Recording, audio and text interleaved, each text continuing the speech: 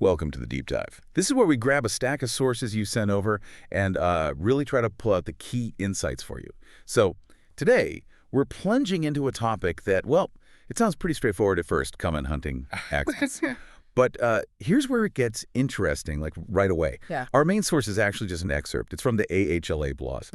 The post is titled Common Hunting Accidents. Sean Furbrook wrote it, published back on November 17th, 2022.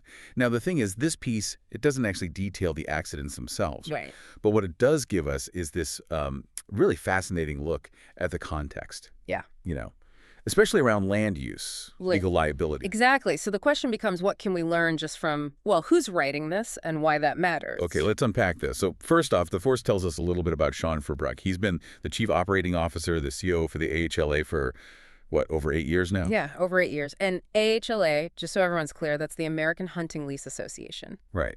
And just knowing that, it already starts to frame things a bit differently, doesn't it? It really does. What's truly fascinating here is how his background immediately clarifies the lens we're looking through. I mean, the source describes Furbrook as, and I'm quoting here, widely considered a thought leader and innovator in the hunting, lease, and outdoor liability fields. Okay, so hunting, leases, and liability, that's specific. Very specific. So this isn't just, general be safe in the woods advice. It's coming from someone who's deeply, deeply invested in the legal side, the financial implications. For landowners, presumably. Yeah. And maybe hunters leasing land. Exactly. For landowners and, yeah, for those leasing the land. And if you look at the bigger picture, his experience, I mean, the source mentions he's written dozens of published articles, routinely appears on podcasts and as a speaker. Basically, anytime the conversation turns to private access, hunting leases, landowner protection, he's there.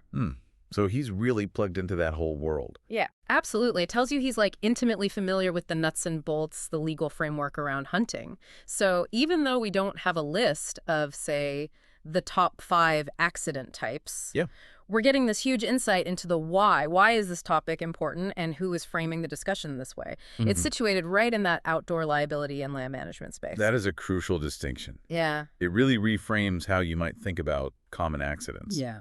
It sounds like the focus isn't purely on preventing someone from getting hurt, although that's obviously part of it. Sure, of course. But maybe just as much or even more on protecting assets, agreements, managing risk for the people who own the land. That's exactly it. You've hit it right there.